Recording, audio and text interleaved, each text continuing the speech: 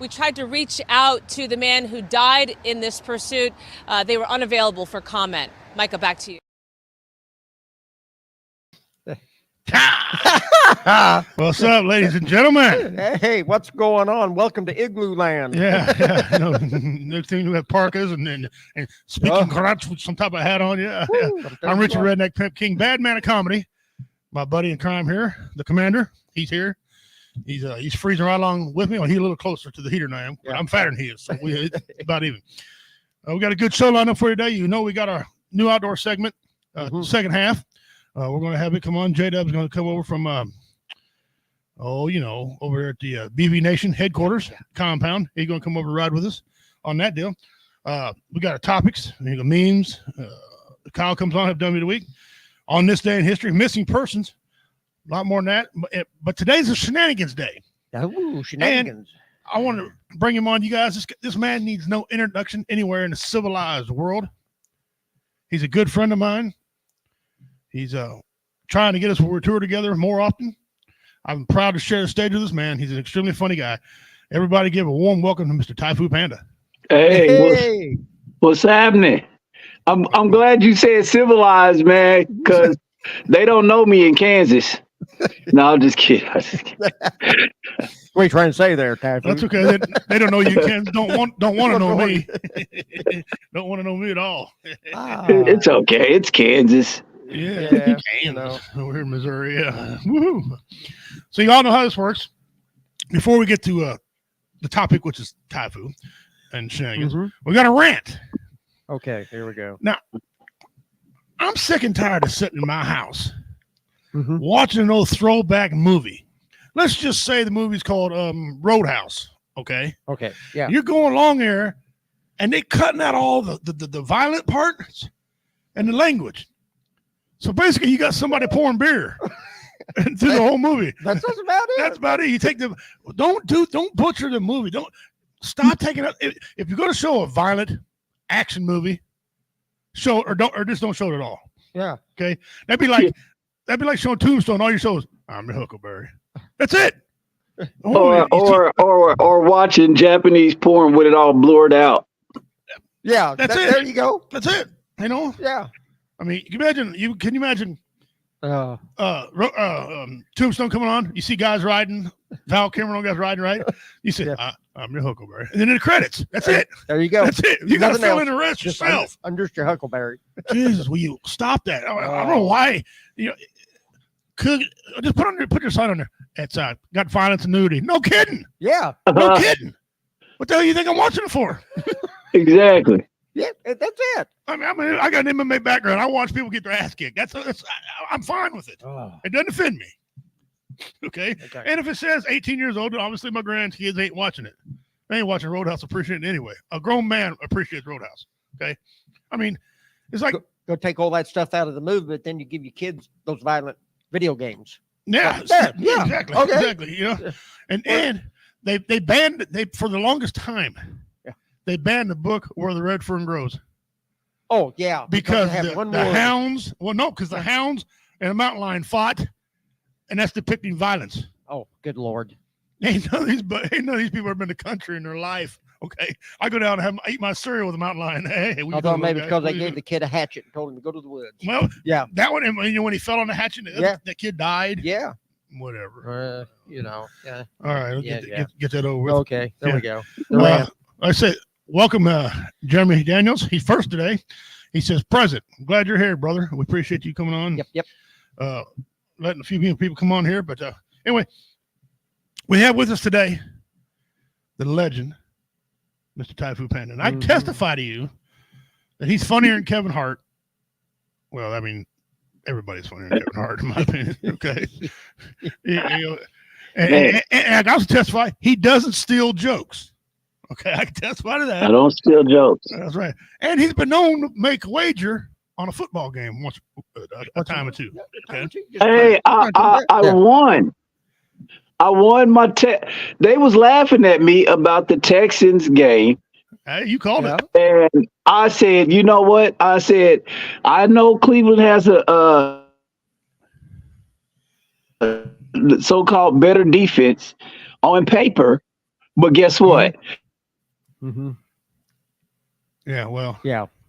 They're not taking the paper to the field. Yeah, no. And I said, yeah, I'm not a stack.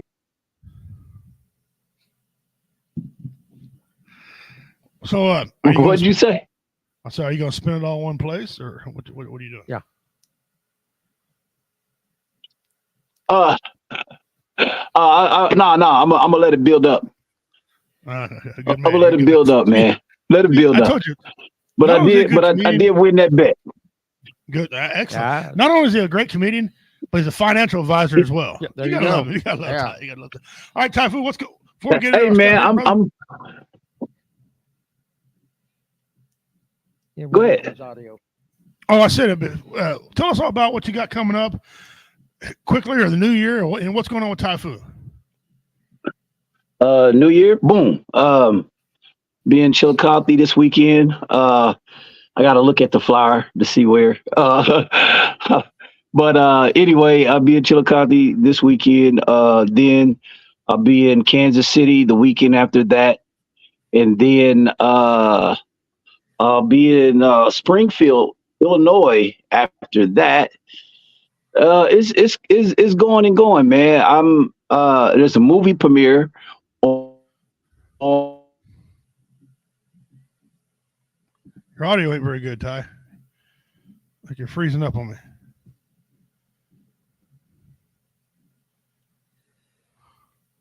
I'm going to take him out and put him back in. Yep. Okay. Is There you that go. better? You kept freezing up on us. Go ahead. Yeah, go ahead. All right, we got you. We said Chillicothe, and then you said something about a movie premiere. Go ahead. Just a couple of movies coming out, man, and everything. But I plan to be working diligently hard this year, man. Getting in front of some folks. Nice. That's it. Nice. Good. That's good. Awesome. I like your rant there, man. You like it, did you? Yeah. Everybody's still in arms about this Cat Williams thing or whatever. It changes nothing. It changes nothing. No, it don't. No. But it lets you know who's a snake in the grass and what all kinds of things happen and everything like that. You know, it just does it. I didn't know the ins and outs of Kings of Comedy, but I knew Bernie Mac quit.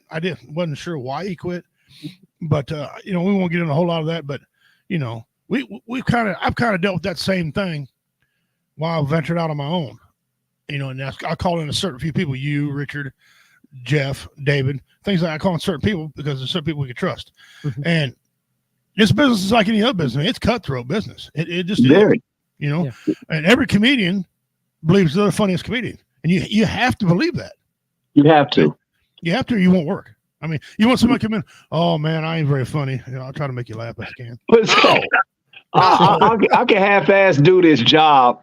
Yeah. Can I do it? Can I go build rockets for NASA and be like, you know what? I don't really know what I'm doing, but I'm sure it should work. Yeah. Can I YouTube it or Yeah. I'd be like going to a guy who says, "You roof leaking? Yeah, can you fix it? Yeah, have you ever roofed? Well, I read about them. I stayed at a Holiday Inn last night. No. And you see a lot of that going on. I listened to it. Some of what I thought Cat Williams was promoting himself, and I thought a lot of he's bringing to life what happened and what went on. I did not know the reason why Cedric the Entertainer, who's from St. Louis, Missouri, he was called Cedric the Entertainer because he told everybody he can sing, dance, and tell jokes. Okay, well, obviously, fake it till you make it, right? There you go.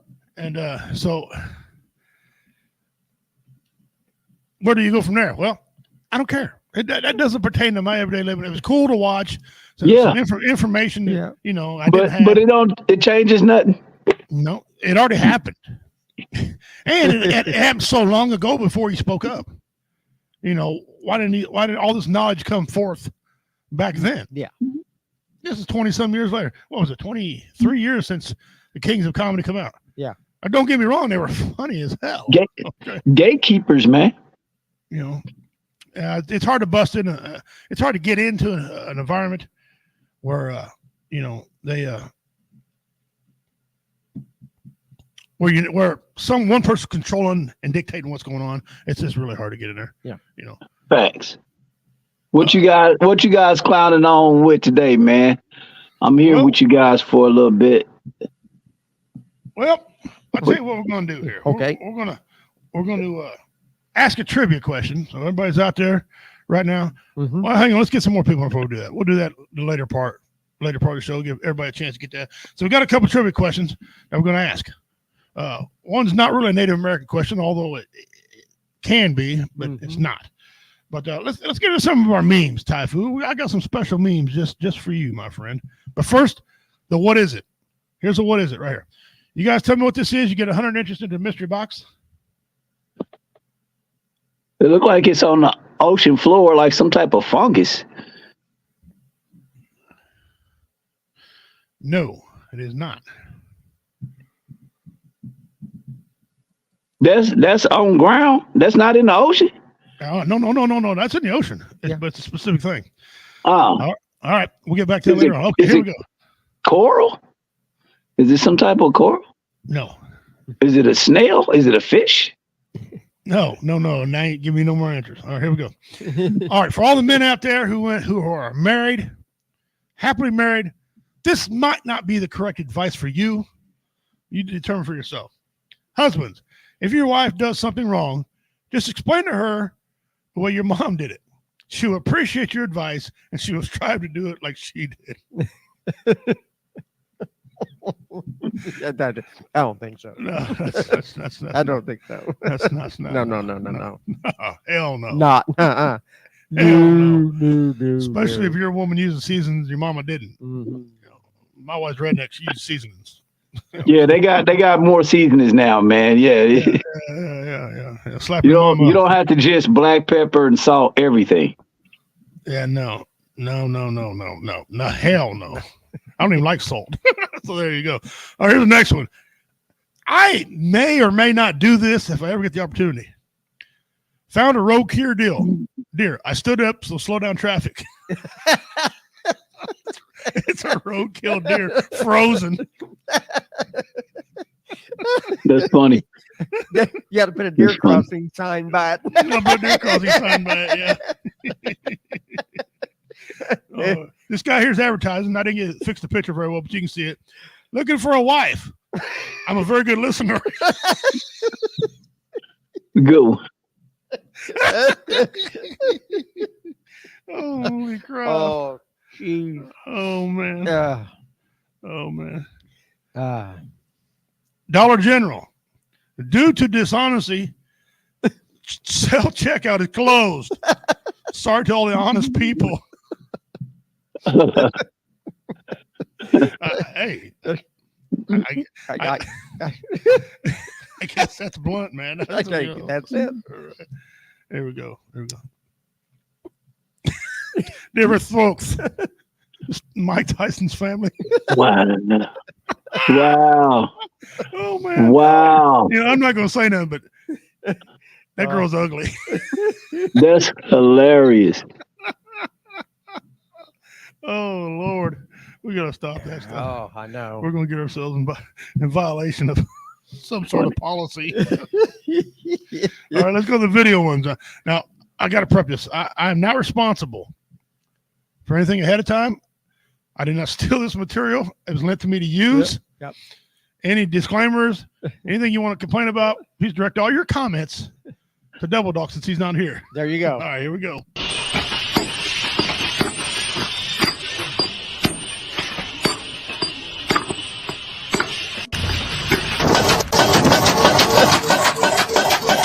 Oh, it's broke.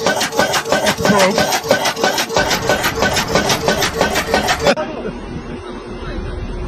Oh, no. No, missed it. Ah! The love boat.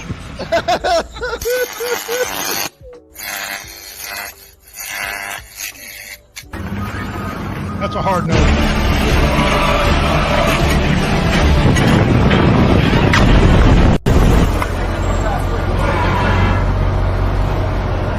Pouring cement. Yeah, they didn't put the other hose on there.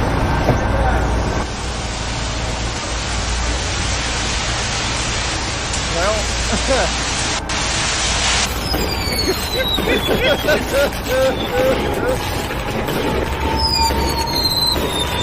That's somebody with too much time on their hands. yeah, well, that's right. Now, brother, I know you've been around just as long as I've been around. That is, Some of that look true. Some of that look right there, boy. I've dealt with OSHA, so yeah, man, that is crazy. Yes, You are not about to be over me with a sledgehammer No, No, I don't think at so. no point in time. especially one No. the handle flops. Oh, I'm out. Yeah, No. I'm not and I'm not the hold the nail guy. No, don't ever ask me hold a nail. No. Yeah, Not doing that. I'll hold it with a pair of vice grips. You can hit it all day. All right. Now this next one, all day. This next one was supposed to have been a video. And let me bring in J-Dub here. Guys, welcome J-Dub. He's the owner operator of BV Nation. I didn't, brother. What's up, man? I know I'm early. What's up, brother? That's okay. That's okay. You remember Tai Fu? Yes.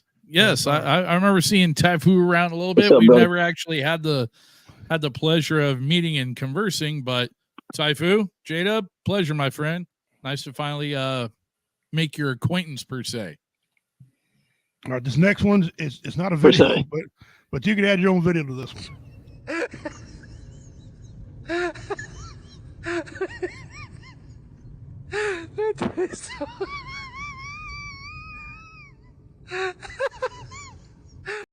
That ain't right. The hell did I just walk into? All right, Tai Fu, here's some more OSHA violations.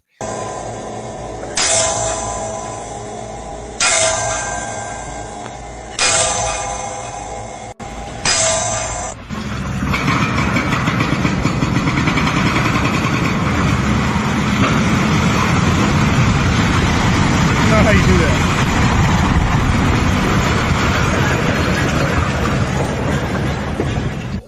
Get out your checkbook. Oh, watch this.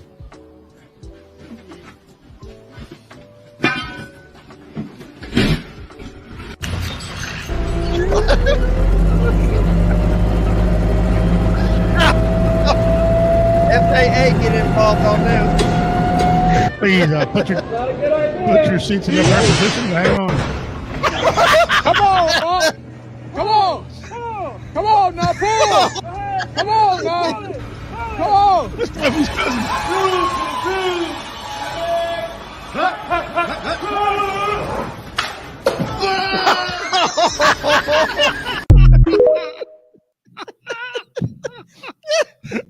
Oh, wow.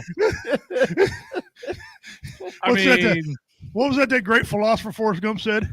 Stupid is, stupid does. right? Yes. God. Oh, Mom always said like come on. folks are chocolates. Ma'am, it's January 1st. It's a new year, and we still cannot find my husband. The police not helping, the governor not helping, like all these activist groups around don't even want to help find him because everybody thinking it's me. Because at one point in time, I did kidnap my husband because he was cheating on me with Keisha, and he know I can't fight Keisha. So I went to jail for that. I served my time for that. I'm not going to jail again. So that's why I called the news, because nobody's helping. Everybody's looking at me. I didn't do nothing this time. I just want my husband home. We don't know if he's kidnapped. We don't know if he passed. We don't know what's going on. If we should go ahead and do the balloon. I'm trying to go ahead and get the balloon release over with, ma'am. But hopefully, if you put this on the news, we'll have more people to come out and help us look for my husband. And we at this storage unit, but somebody did an anonymous tip that he's on 4th Street in one of the storage units. But they only told me, they didn't tell nobody else. Yes, ma'am, JJ. But if he is kidnapped, it's probably because he's sagging all the time. He always walking around with his butt out. I know it's a man that got him if he's kidnapped. I know it's a man and nobody listening to me. I just want him home, and I want everybody to stop blaming me for things that I didn't do. I would never do that to my husband. Yes, ma'am. We just need justice. We need to find him. We need him home. Christmas done came. I done went to Valdosta, Georgia. JJ is not there. We don't know where he is. Ooh, I did good. Y'all gonna put this on the news for real? Because I need help finding my husband. Everybody thinking it's me. Yes, ma'am. This live?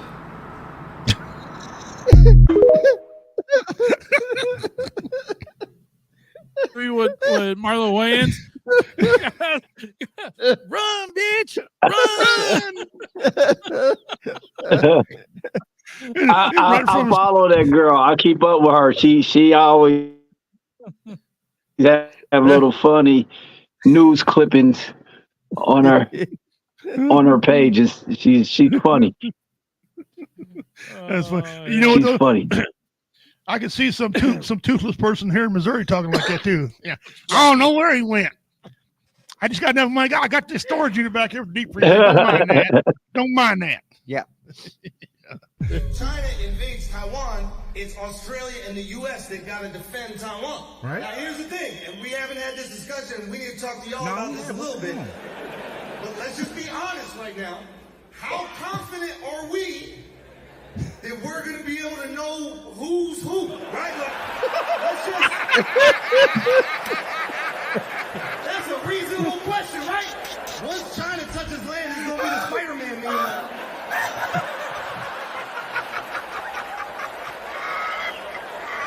We don't have to do shirts and skins for that. We got to do China, you guys will be shirts, obviously, because that's where they're made.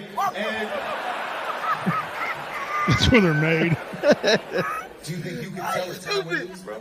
Oh, you stupid. It got me. Looking at it, we need to learn that shit. Or come up with another strategy. I don't even want to tell y'all. I have a strategy. The second the war starts, we got to tell every Taiwanese, listen, just for this period of time, open them up. Just for this period of time.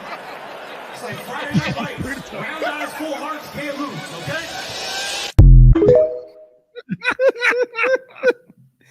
Oh, that's awesome. That is freaking awesome. Wow. Oh my. Oh. Yeah, just, China invades Taiwan. all right, here we go.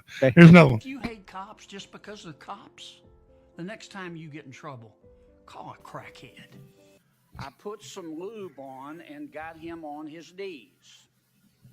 And I began to slide into him from behind. I don't know why we have to give money to countries that hate us. They should be able to hate us for free. Life is hard, but it's hard. I'm not hearing when you're anything. stupid. Goat's milk, I read it here. drinking, avocado toast eating. Frankly, I can't because I can't get my head that far up my rear end. Stick it up their fact checker. They can kiss my ass. The world still astounds you each time you look at a star. I mean, you call Senator Sanders everything but an ignorant slut. That is not true. And the record will reflect that I did not call Senator Sanders an ignorant slut. I did not call her. Okay? Took President Xi Jinping and turned him upside down and shook him. My car doesn't run off fairy dust. My car doesn't run off unicorn urine.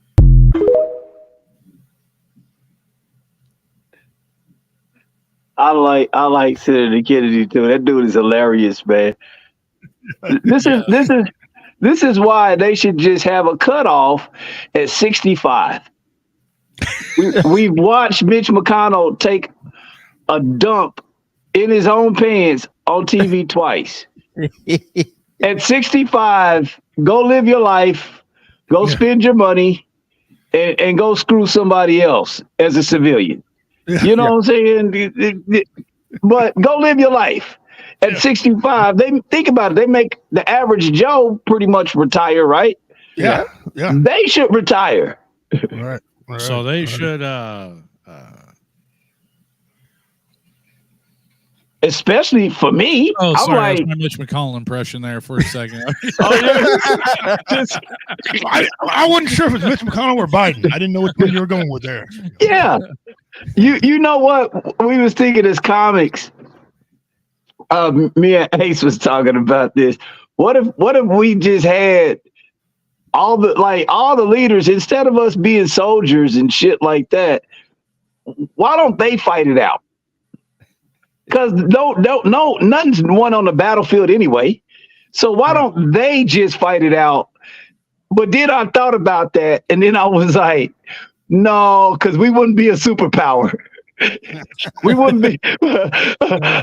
We would not be a superpower. Like some Thailand president is kicking our guy's ass or something. You know. Yeah. We wouldn't win that fight. No. Here we go. A few more. Why don't you ever talk about the men that don't pay child support? Because it's women like you who spread your legs for guys like that. Why don't you ever talk about the responsibility of women who choose irresponsible males to procreate with and then complain later when they're irresponsible? No. The women who have a one-nighter with a bartender or a guy on a motorcycle or a musician, and then you complain later on the guy's a deadbeat. He was a deadbeat to begin with. Why nobody can ever talk to you because you don't let any people talk to me all day long. You can't talk to me. No, I'm trying to talk to you and you're talking over. Dear, don't tell me how to do a radio show. I've been doing this for 25 years. I don't need your help. Oh, okay. Let me. Can I please just say this? I was married once before, okay? Mm-hmm.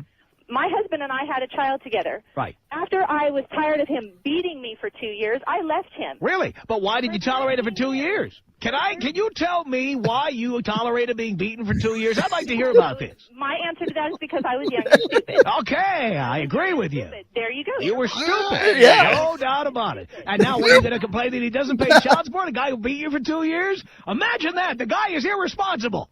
Right. He beat me for 2 years, and now that deadbeat doesn't pay. So why is it my There's your big concern. Now we see why you're so upset about this. You chose a manifestly irresponsible, violent individual to procreate with. Then you're amazed that the guy doesn't send you child support. He didn't.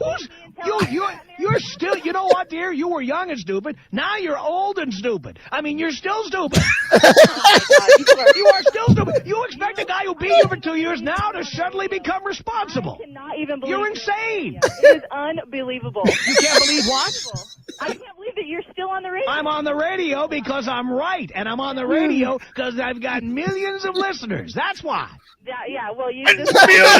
Here, you're not the target demographic. I really don't give a rat's ass. I'll bet your husband would agree with me. I bet your ex-husband would really agree with me.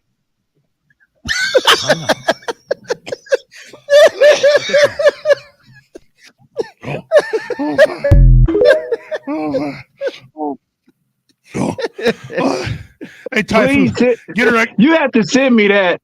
You have to send me that clip, man. Send me that clip. That. Okay. Hey, I need you to get her ex-husband on the line. I got some questions for him. I don't condone women beating, but I understand why it may have happened. Yeah, that's all I'm saying.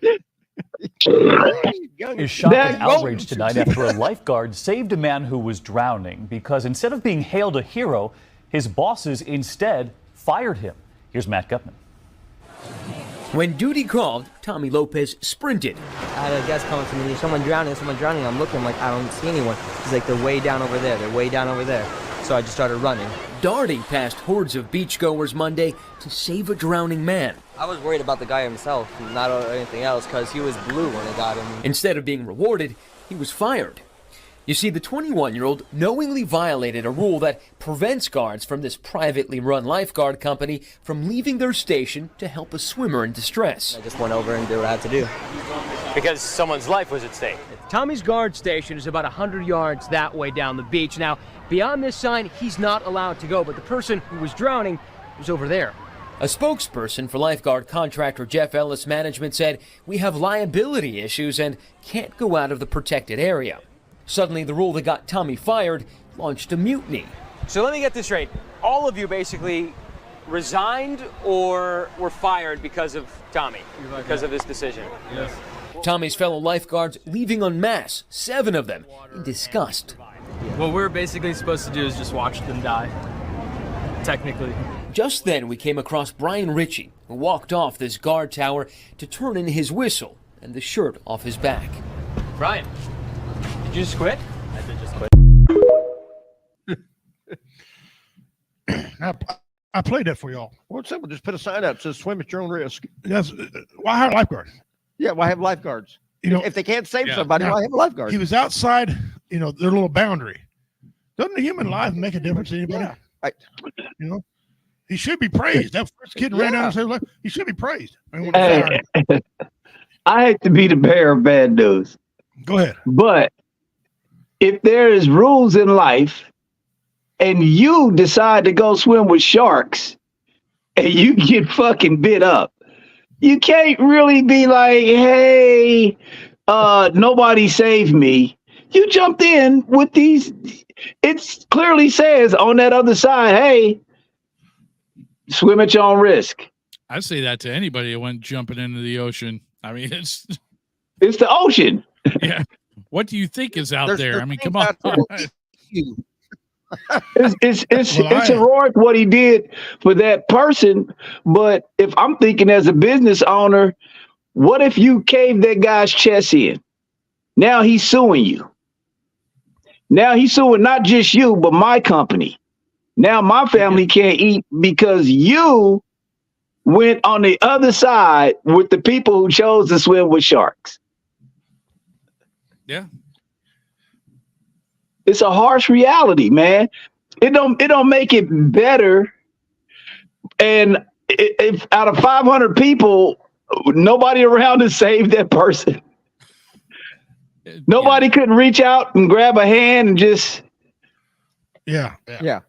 Exactly. People too probably busy trying to grab their phone. Yeah. So they can video it instead of trying to help out. Exactly. Reality of today's society anymore. Yeah.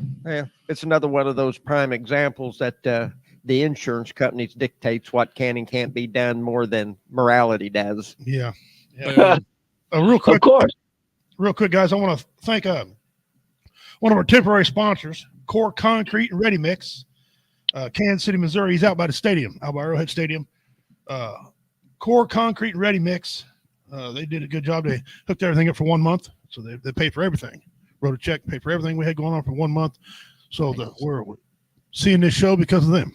So the whole month. Outstanding. And Roy Anthony will be back in February on here doing what Roy Anthony does, which is nothing. But I'm just kidding. You said the core concrete. I need some concrete work done. I need a driveway done. Well, actually, my son he does a lot of that. I'll have you and him get in touch, and then he'll probably get the concrete from wherever he gets it. I see Crystal Marie. Thank you for coming in. Appreciate you. Jeremy Daniels, brother, appreciate you. Dean must be sleeping again. He's missing out on things. He must be. Yeah. All right. I'm gonna try to load this one here up for you guys. I got one. If you think you've seen everything in your world, I got news for you. After you watch this, you'll be shocked. All right, let me get down here. Let me send this up to. Let me put this on the screen, and let me go back here. All right.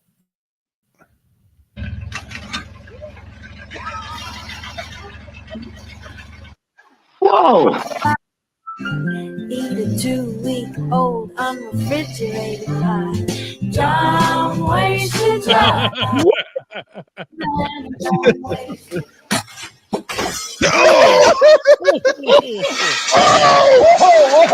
Whoa. Like a good neighbor. Okay, let's just check the oil. Oh, snap.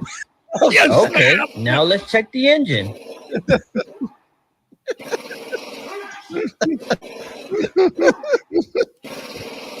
Back up. Yeah. Wow. Sorry about that. Waste your time. Yeah, that just, yeah. That's just awesome. Wow. All right, we're gonna go over here now. I have J-Dub. I meant to play his temporary theme song when he come on, but like I said, he come on early, so I'm gonna go down and find J-Dub's little thing. Oh, okay. We're right here. Yeah, all right. Your little theme song that we talked about doing.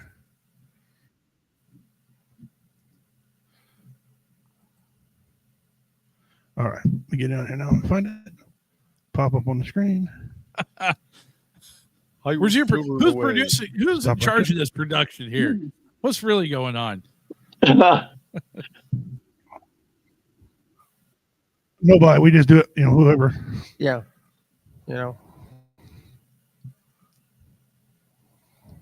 Whoop! What happened? I don't know. Oh, I just seen this. The Cowboys. Oh yeah. There you go. Yeah. For the longest time. For the longest, there's no Dallas Cowboy fans inside. Are y'all still them boys after tonight? Green Bay destroyed you. No championship for you. That hasn't happened for the longest time. So much has happened since you won your last. Jerry Jones, Mike McCarthy, Dak Prescott, trash. Lost in the wild card. Green Bay just stood on your star. You haven't won it for the longest time. Maybe this won't last very long. You said you'd win this year, but you were wrong. Dak Prescott let down CeeDee Lamb. He's the interception man, and that's all that he's known for.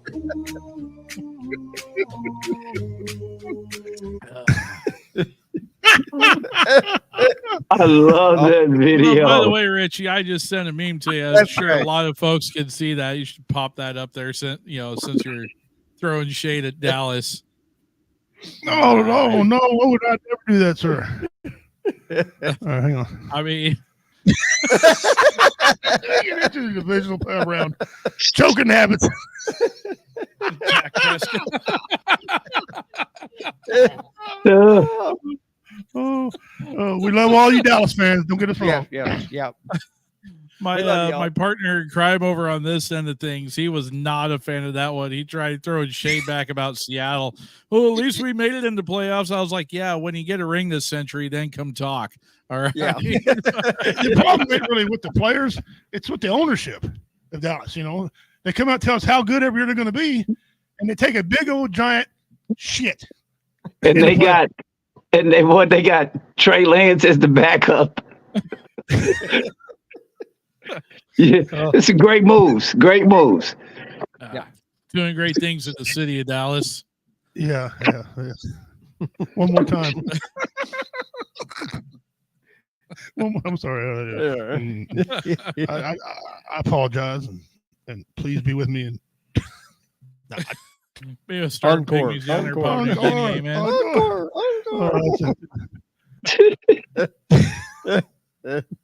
We have one. Amen. Amen, brother. All right, that's some of the shenanigans we had today on top of things. So you're going to be performing over there at Chillicothe, Missouri. What's the location over there in case somebody's local wanting to go? I don't know. I got to look at the flyer, man. I'm on my phone right now. I got to look at the flyer. I don't never really look at dates and stuff like that until I know that's right. That week. I know that's right. This man's the only man I ever seen who booked 3 comedy shows in the same night. In the same night. Yeah, it ain't no damn way he could be at the same time. Unless he's in Quantum Leap, he ain't going to none of them. He's just that talented. He's got that much talent. That'd be wonderful. Tai Fu. By God. When you're good, you're good. But when you're great, look out. No, that's why his wife. Yeah. That's why his wife packs around a schedule. Nope. Yep, you're free. Yeah. I do. I go to her for everything. Everything. I was like, hey. My wife. What draws am I wearing today? Those are my favorite. Let me, I thought about those during breakfast. Yeah, that's one of those. Yeah, exactly. Well, I don't know who I'm over here picking on. My wife walks around and puts both of our shit in her phone. Yeah. What did the judge say? What do you mean? What? You mean? Never mind. Yeah. When's their next court appearance? Don't worry about it. Yeah. Yeah, that's why when it comes to scheduling anything, I leave that up to Mariah before anything else. My better half is like, honey, what do we got? Hey, on pulls her phone out, she's plugging shit in. Behind every successful man is a woman telling him what to do. Yeah, Yep. Yeah, there is. You're right. You're right about that for sure. Now, Tai Fu, today when you came on, you seen us play this video right here. We tried to reach out to the man who died in this pursuit. They were unavailable for comment. Micah, back to you. Yeah. I was laughing my butt off. Here's another one, kind of the same way. I've had this for a while, and Carl Loomis, a friend of mine over at BB Nation, sent it to me again. I said, I already got it, but I'll play it for you. A flash flood, of course, is rapid, but this was exceptionally fast, and it swept people away. And the 3 people who died said that it just caught them completely off guard. I don't know if you heard that or not. It said the 3 men who died said it caught them completely off guard. You don't say. Yeah. Yeah.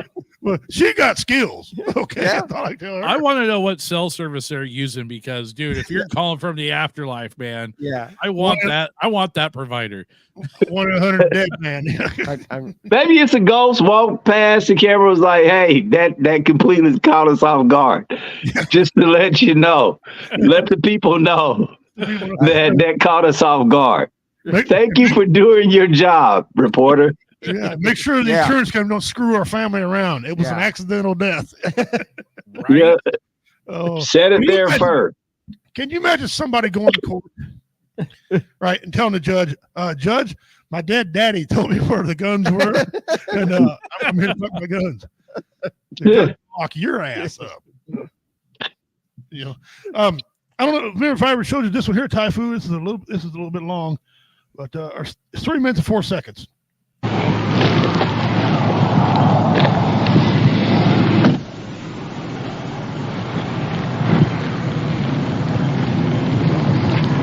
What's the date on that? I'll have to plead guilty if I got to work because I can't take the court to take the day off. You goddamn asshole! Now just give me the goddamn thing. Let me get out of here. I didn't do nothing wrong, and I know I did. Now let me get the fuck out of here. I ain't in no hurry, but I did want to get some pills for my dog. It's just about ready to get the fuck out of here. Give me that. Can I explain it to you, sir, so you'll know what you need to do? I know what I do. You're ripping me off, and I didn't deserve it because I didn't do nothing wrong. You're probably sitting that parking lot driving right back and forth to get someone in the 40 miles of whatever frig it is. I never saw the sign. I saw it 55, and I was doing 57. That's all I know.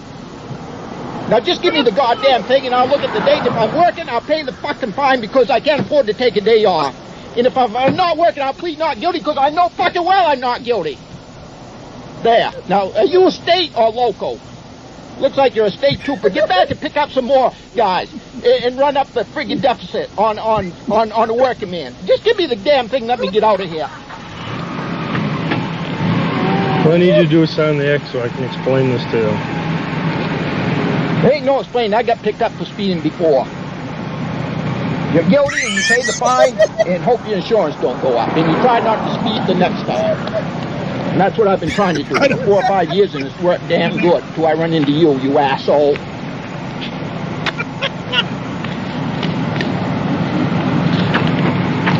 Green copy's for your record, sir. I don't... All right. White copy needs to be mailed in within 20 days. Okay. Make sure you read the... I can't read, and I put this stuff away. I get bills in the mail all the time. I don't even look at it. $7 glasses here. All right, just tell me what I do. Lincoln Court? No. Where? Read the instructions here. This says you have 20 days to respond to this summons. Read the back of this hard copy. This will explain how you can have a trial if you want one. On the back, that'll explain it. Attaches an envelope. See? Put a stamp on that, you mail that in. They'll tell you what to do.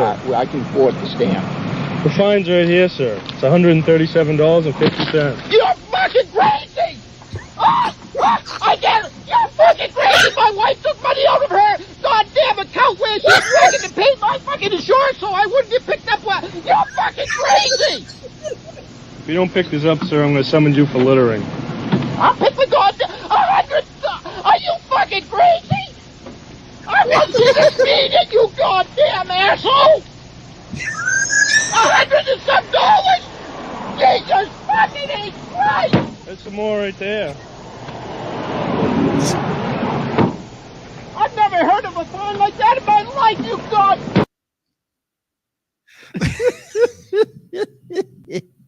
Every time I watch that video, it's like anytime I hear that guy talk, the first thing that comes to mind is an Adam Sandler skit.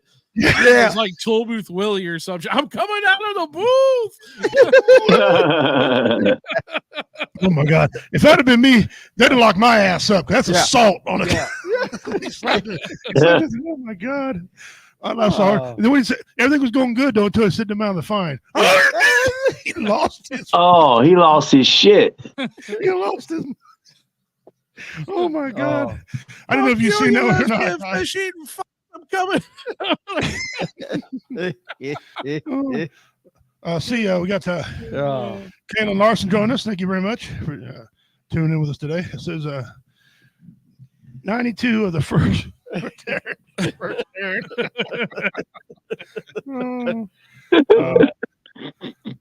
Oh my gosh. Oh man. Great. Oh man. I'm coming out of the booth. Hey Ty, did I show you the one about the lady? She was looking at the octane number of gas and she thought it was the year the gas was made. I'll show you that one. God. What'd you say? The old one. 87, 89, 91. But the new gas. Do you think that that's the year that the gas was from?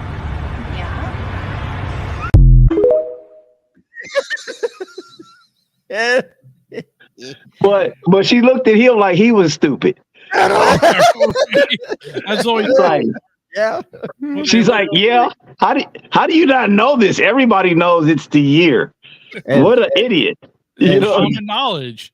She's like, voting. All these people vote. They all vote. Gas wine. This is now this deer one you've heard, but it's the hottest thing hitting the internet. Apparently, they said nobody had this. I've been commenting. I've had this on a WO radio show for 4 years now. Okay. Yeah. This one's great. This one's great too. Now, Donna, you got quite the vent today. It sounds like what's going on with you. Well, I wanted to voice my opinion on something that's been bothering me for a really long time. Okay. I tried writing the newspaper and contacting TV stations, but nobody seems to want to help me with this. So that's why I'm calling you guys. What's the issue? Well, over the past few years, I've been involved in 3 separate car accidents involving deer. Mm-hmm. With the population and everything. Each of these incidents, they've occurred shortly after I saw a deer crossing sign on the highway. Well, my frustration is that Minnesota and North Dakota Departments of Transportation would allow these deer crossings to be in such high traffic areas. I mean, I've even seen them on the interstate. Why are we encouraging deer to cross at the interstate? I don't get it. That's such a high traffic area. I mean, I understand that deer are wild animals and they need to travel across the streets occasionally to survive. And, of course, to find food. But it seems to me that so irresponsible of us to allow these deer crossings to be in areas where these deer are so likely to be struck by oncoming traffic. I mean, wouldn't you agree?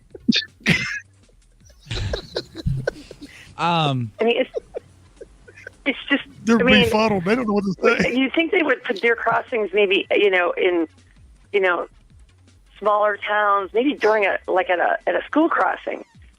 It would be a safer place for them to cross. Wait. Put the deer crossing sign. Deer crossings aren't telling deer that it's safe to cross there. It's just more of like an alert for drivers so they know it's like a high deer population. The government put the deer crossings there. They can direct the deer population anywhere they want to by moving that deer crossing sign. I mean, why in the world would they place it on the highway or the interstate? I mean, God, there are so many other places I can think of than put the deer crossing signs on busy highways and interstates. You seem to be under the misunderstanding that the deer are somehow attracted to the deer crossing sign. Well, yeah, the deer crossing sign is there to allow the deer to know that's where they need to cross. Right. And all these car accidents you had involved a deer after you'd saw a deer crossing sign. Exactly. I mean, I'm trying to watch out for the deer, but I mean, speed limit is 55, 65. How am I supposed to, you can't brake really quick if if the deer just is crossing in that deer crossing area. So you'd like to see these signs move somewhere safer? Right. If we can move them, like, don't put deer crossing signs on the interstate or freeways. Put them in lower traffic areas. Somewhere where the speed limit, a lot slower. Maybe small towns. I don't know. I think school crossings is a good idea. Well, listen, we will. You say you've tried to contact quite a few people about this. Right. Yeah. I wrote like at least 3 or 4 letters, and we will spread the word. Okay, we will try to kind of help you raise some awareness for this issue. Okay. Oh, thank you. We need to move those deer crossing signs. We appreciate your comment this morning. All right. Thanks. Bye.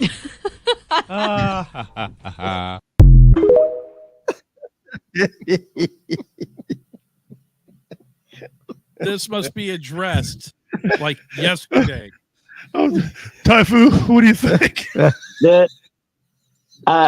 She was serious, though. Yeah, she votes. Yeah. She's like, but wouldn't you have the deer crossing at like a school crossing?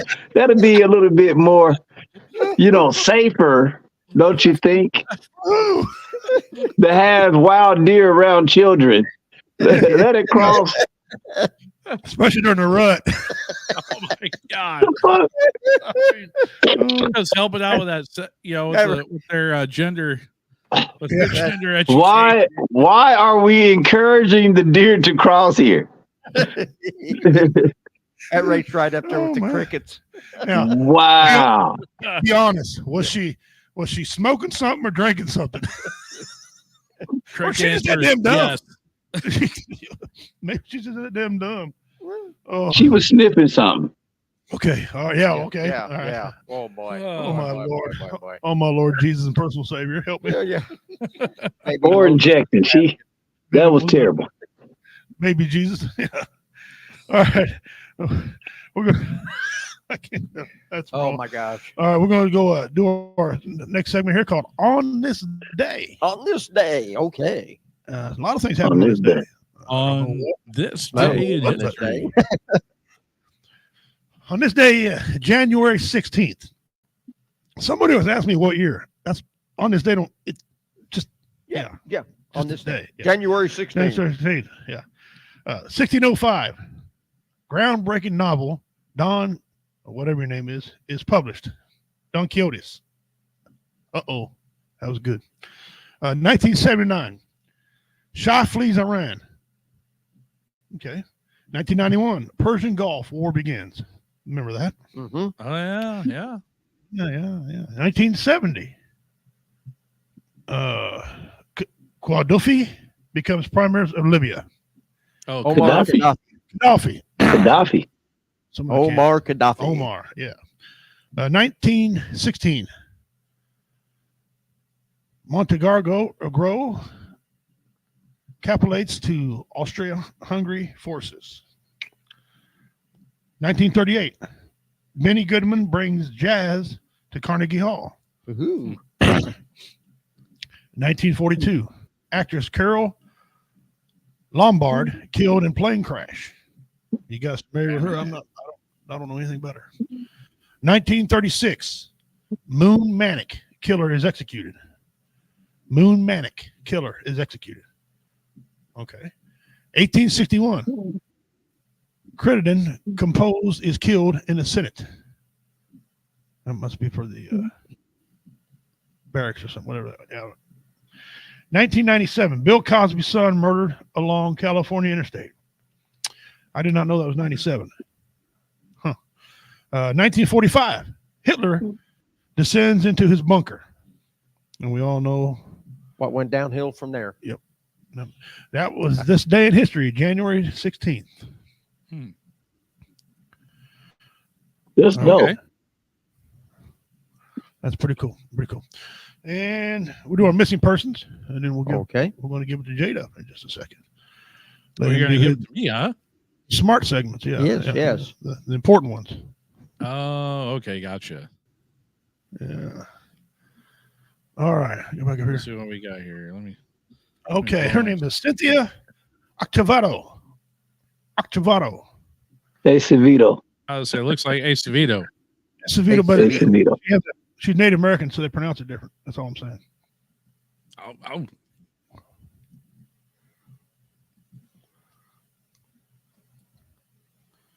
Got some young photos and some older photos. What she might look like. Okay. Date of birth used October 12th. Hey, that's my birthday. October 12th. Yeah, 1979. Hair is brown, eyes are brown. Her height 5'4". Weight 231 pounds. She's a female. Race is Native American or Indian, whatever you want to call her. Cynthia has a scar on her left cheek. The FBI is offering a reward up to $5,000 for information leading to the indictment, arrest, and conviction of the individuals responsible for the disappearance and possible death of Cynthia. Cynthia is believed to have been seen on or about August 15th, 2019, walking near the cemetery. Oh, that don't sound suspicious. Walking near the cemetery in Arizona. On October 31st, 2019, Cynthia's mother reported her as missing to the Gila River Police Department in Laverne. Cynthia has not been heard from or by her mother or others for approximately 2 weeks, which was unusual. Investigators believe that the circumstances surrounding Cynthia's disappearance and possible death are suspicious. Wow, they have a real good reason to believe that she has met her demise. Yes, yeah. If you have any information concerning this person, contact the local FBI office or the nearest American embassy or consulate, field office in Phoenix. Or as usual, you can submit an anonymous tip online. Take one more look. One more look. See if anybody can recognize her out there in Arizona or around here anywhere. They paint a picture. She's probably dead. I hope not. That's not good, but that's what they say. So there you go. Hope the family needs some help. So if you know anything, please contact the family. Yes. They would greatly. They can have some closure. Absolutely. Even if she is met her demise. See if we can help her out. Still the closure for the family. That's what matters most at this point. Absolutely. Yes. All right. It says taking a nip. That lady was drinking a little bit. Yeah. Oh, yeah. Right here. Malala. Yeah, I was going to mention something about that here later on because, that's Malala's like 20 minutes down the road for me. So, Devil Dog shot me a message. The reason he's not here because he lost power. Oh. Yeah. And at his hidden location that nobody knows where it is except a few of us. They've got tremendous snowstorm going through there and winter mix and stuff. So it ain't exactly warm we are. As you notice, we got our coats on today. That's right. A heater over here to the left, a propane heater, because somebody decided to piss the Lord off, I guess, and he decided to send us a snowstorm this way. It ain't like it's been 30 degrees below zero. Are you guys seriously using a propane heater indoors? Yes, sir. Yes, we are. Hold on just a second.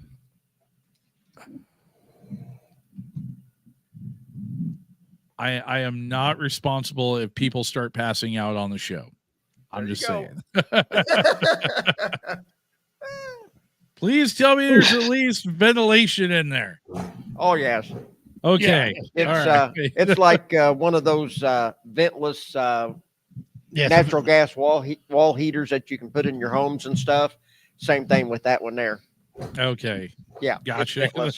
Yeah. Because honestly, guys, I mean, let's be real here. that's part of the safety brief during this time of year. Don't use propane heaters indoors. Yeah. Because Somebody's probably doing something. I got one on a house I'm remodeling, doesn't have any heat or water turned on in it over here in a town about 30 miles to the east of us here. And I've got one that plugs in, it's forced air, and it'll heat 95,000 square feet. I mean, 9,500 square feet. And so, yeah, and it's a goodie. This one's just kind of a radiant right here. Yeah, just a radiant. Yeah. We spent the last 2 days under my house thawing out my water pipes. 35 feet of drain pipe, frozen all the way full, solid. God. Okay. I got one of them salamanders, about 180,000 BTU, I think it is. Right. And I used a gallon of propane, or excuse me, a gallon of diesel fuel to unthaw those pipes. And usually those things, you put them down there, turn them on, 10 minutes, everything's good. Right. No. not to mention the pipe come apart in one area. And I'm now standing in 4 inches of water. Okay. Yeah. My second to last toe fell asleep. Wow. Okay. Wow. I am now underneath there cussing out dirt. I'm just a matter of cussing the dirt out. Okay. My wife's like, you need some help? No. Just stay up and look pretty. Yeah. You don't want anybody talking to you at that moment, do you? No. You don't want any suggestions. You don't want to hear shit. No. Everybody just shut the hell up and leave me alone. And go away. I'm down there underneath this cold house. Let me freeze on my own. I don't need no assistance. It's so cold that my testicle sticks to my thigh. Okay. This is when you play the Rocky theme. If he dies, he dies. Yeah. No. I was playing the new one. Go full Drago. It's about how you get hit and keep coming. Yeah. But when somebody hollers down and you in water and it's freezing outside and it's freezing, and you like, if I fucking die, then I just die. So what? If he dies, he dies. If he dies. Yeah. Meanwhile, the wife's upstairs on her phone. Yeah, I don't need much. I need $35,000 for the insurance. No, he's in good health. He just died. He's diabetic. Well, is that bad? He lost 40 pounds. Is that good? I'll put the rest in the bank. If you could just write out a check, please. Thank you. Yeah. And don't worry. I need 7 pallbearers. He's he's girthy. Okay, he's girthy. Yeah. All right. No, redneck. Now you getting carried by 12. You getting carried by 12. I've seen that belly of yours. Yeah. Oh damn! No, hey, he's trying to call you out. Oh yes. Hey, I'm still right now 260 pounds. I'm still a big dude. Okay, that's a big dude. But my wife's she's not gonna carry me. She said that she's just gonna put me in a wagon. Have a 4-wheeler take the brunt of that. Pull a 4-wheeler up near the hole, and a couple girthy men set me over there, So you got. I'm loving that jacket, man. Hey, thank you. Yeah, it's authentic elk hide. Nice. It's straight from the pattern that my tribe used. So yeah. That being said, well, we're going to get over here to. It's about 7:04 right now here our time. And I want to play one more of these little deals here for you before we get to J-Dub. Now, listen closely to what this lady's saying. This is one of your favorite ones right here. This kills the commander. Yeah. I keep getting crickets in my house. I don't know why. I've never had a cricket problem before, but I looked it up, and apparently it's really bad luck to kick them out of your house. Like, you're not supposed to kick them out of your house, but, like, what am I supposed to do? Like, let you stay here? Now there's like 36 crickets running around because I did kick out one, and let me tell you, I had a really, really horrible week after that. And now they're just running around. And I'm like, please move. I just want to make a piece of toast and you're in my way. And I open a cabinet and it's just like, oh, hey, cricket that I can't kick out of my house. Can you please just leave? I don't want to kick you out. I just want to ask you nicely to leave. My house is just infested with crickets.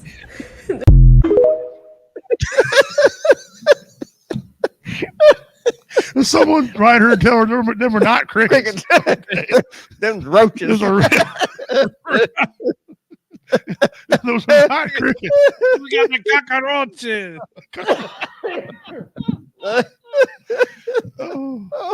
I put together a list of family here. We call them the idiot family. I got an idiot family tree. Oh, we got it all. These are sisters and brothers, and I got an uncle on here too. Dean Cerny sent me this one here. We didn't have tornadoes here until we started putting into traffic circles. Because on the count of, you want to know why? That when people go round and round in circles, it causes disturbance in the atmosphere and causes tornadoes. And y'all wonder why we can't get out of this damn pandemic.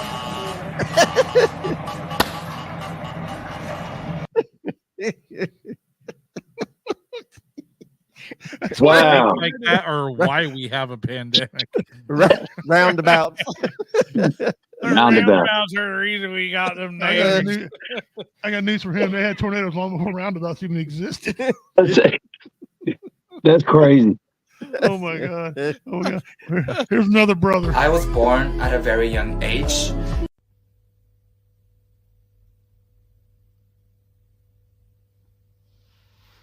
I mean, oh, stop this planet. I want to get off.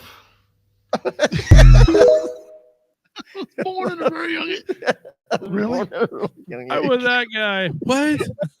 What? Yeah. Yeah. You're like Nicolas Cage. You don't say. Here's one more gas pump one. I think I just busted my little corner store gas station ripping people off for gas. I'm going to tell you how I did it. So this afternoon, I went to go mow the lawn, and my lawnmower needed gas. So I have a little 1 gallon jerry jug that was completely empty, and I ran down to the gas station to fill it up. When I was done pumping into my 1 gallon jerry jug, it showed that I had pumped 1.35 gallons of gas into a 1 gallon jerry jug and charged me for 1.35 gallons. So I took it inside and I said, can you explain to me how I can pump 1.35 gallons into this 1 gallon jug? And they had no answer. In fact, the manager said it was impossible. So, me being me, I had to prove my point. I put the gas in the jerry jug into my truck, went back out, and the same thing happened. Go to part 2. No. I don't need a part 2. Okay. I don't. Let me explain to you. Wait. That line on the jug, lady, that's suggested. Okay. You can put more than that in there, but you're not supposed to, because the fumes will swell up the jug and it could blow up. Just saying. That's where that line is. That's where your capacity mark is at. That is the 1 gallon line. You go above that, your suggested retail price. The price is wrong, Bob. Price ain't right, bitch. You're ripping this off. Oh my It's amazing that there's people out here like this. Yeah. Yeah, really. That's the scary part. When I bought my truck, I went to fill it up, and that's back when gas was right. So I pulled up there, and I was pumping gas in this truck, and it shot past 50. Okay, got a little nervous. It shot past $75. I'm not walking like I got worms in my ass. What the hell? I'm underneath this truck. You see my big ass belly, my feet hanging out. I'm looking for a leak. Okay, I looked over to the pump, and it shot past $95. I was madder than hell. Okay, I'm looking for a leak. I'm reaching up underneath this thing. Some guy said, "You need some help?" I said, "No, sir, I got this." I'm getting mad. It wasn't even his fault, right? I'm feeling around up. I said, "It got to be a leak. Got to be a leak." So I get out. It clicked off at $125. Okay, to fill up. I looked over at the thing and it said, "I put 26 gallons in this truck." I go in there and I'm just lambasting this lady. I said, "Man, you need to have weights and measures come out here." I said, "You're ripping me off." And she was just sitting there because she knew me for years. She's just sitting there. Yeah.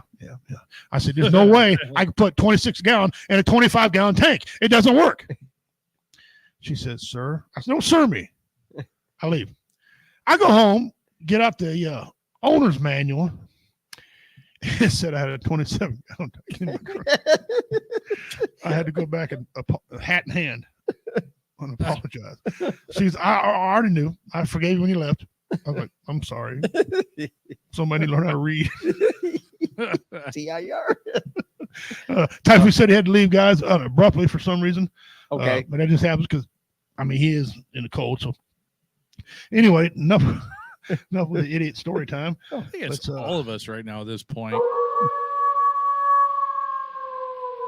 Ancestors, yes, brown sugar. Gather around. Let the Sanyahana gather around. We're going to talk about the campfire. All right, guys, it's time for our segment here. And I got to get ready. I got it right here. J-Dub, he's the man, the myth, the legend. He's going to do the outdoor segment. Yes, he is. Sir, if you would, sir, it's all yours. All right. Well, actually, a little bit ahead of schedule on this one, but okay.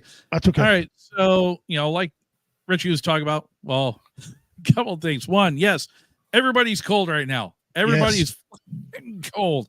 Because I tell you what, even where I'm at here in the Pacific Northwest, here just outside of here on the Oregon end of the Oregon Trail, and yes, we are just off the end of it. It is a nice, balmy 28 degrees and freezing rain out here right now. Freezing rain. Yeah, on top of a nice layer of ice that we already got over the weekend. So everything is a nice, pretty white, and it's going to have a nice sheen over the top of it. So if you can stay warm, folks, please, by all means, do what you can. I figured out why. Yeah. We've all got bad weather. I figured out why. An old guy told me this. He said, what is happening this year? Major. I said, election year. Yeah. He said, the snow is cleansing all the stupid people out of the way. Get rid of it. So people can vote. He said, water cleanses, snow cleanses. So it's cleansing everybody. And the smart asses are getting cold. I'm like, that don't make, you know what? That's a genius thing. That's genius. Well, it must be some truth to it because Trump took Iowa by a landslide. It wasn't even close. I think he swept it. He swept it. Yeah, I believe there was one he was ahead by like 8 votes last I saw, and he was ahead of Nikki Haley by like 8 votes in one county. I don't remember which one it was. I have to go back and look. But other than that, they stopped it at 50 something. State. Yeah, 50 something. I don't know what he had. All I know that the two people combined come up with 20. Yeah.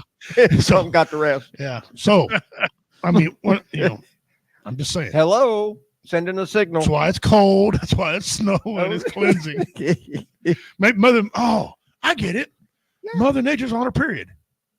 She's cleansing. Yeah, there we go. It's PMS, bitch. Oh my goodness. So, all right, brother. Which one you want? All right. So anyhow, so that also helps go into what we're talking about here this week. One of my favorite times of year, of course, just so happens to be winter. One of my favorite things though during the winter is actually getting out and enjoying a nice winter elk hunt. Which that's why I was like, oh, okay, that's kind of cool. So happened to be Richie talking about wearing his elk hide jacket on over there. Which, by the way, is that got the hair on the inside of it too, or is it tan both sides? Well, no, it's got a liner inside of it, also. But yeah, it's real. It's got a liner on the inside of it. Polyurethane liner, I think it is. Or something. Oh, okay. You don't have the actual elk hair. No, Bro, that'd be a super warm jacket if it was. Holy crap! Mm-hmm. Yes, it would be. It would be absolutely awesome. So, in my opinion. So, but going back to like I was talking about though, one of the cool things and that's one of the reasons why I want to talk about is not just what a winter elk hunt. We'll talk about that here in a little bit. But one of the reasons why winter is one of my favorites is I actually have a list put together of the 15 top reasons why winter hunting is actually the best, in my opinion. So, and apparently these folks have the same opinion as what I do. This is actually out of shooterinscape.com. So 15 reasons why winter hunting is better than any other season outside of fall, anything else like that. And if you go down the line, I'm telling you, it's legit. So first off, number 15, snow for tracking animals. Makes it a lot easier. You can actually see, you get a fresh blanket of snow out there, fresh snowfall. Makes it a lot easier to find the fresh tracks and actually stay on them. And it's a lot easier to actually age the track as well. Mm-hmm. because, you know, you can tell when something's old because snow's either going to melt or it's going to fill in, ice over, whatever the case may be. Blood trails, pretty self-explanatory. You get a shot at an animal, that red's going to stand out like a sore thumb on all that white. Blizzard hunt is another one. You know, you can, one thing that is nice about when it's snowing out during the wintertime in particular is it covers a lot of your sound.